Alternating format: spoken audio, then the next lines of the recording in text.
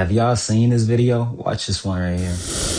Jesus said, if you don't understand this parable, you won't understand any of the others.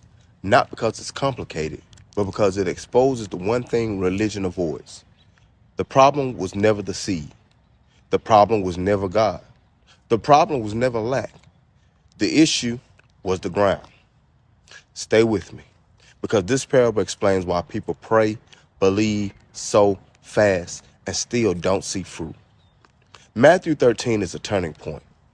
Up until now, Jesus speaks plainly, but here he switches to parables. Why? Because truth activates based on readiness, not availability.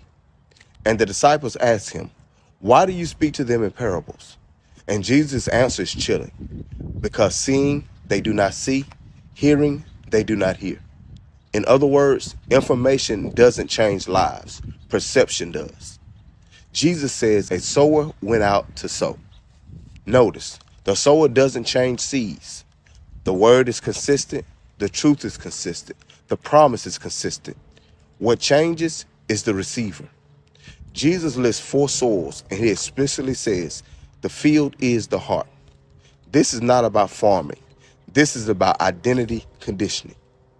1, the wayside. That's the unconscious identity. Seed falls and immediately gets taken. This is the person who hears truth but has no inner permission to receive it. Why? Because the mind is so trafficked by fear, trauma, external voices, and old labels. The truth never gets below the surface. This is someone who says, I know that already, but nothing ever changes. Number 2, we have the stony ground. Those are emotional believers. This seed springs up fast. They shout, they get excited, they feel it, but there's no depth. Why?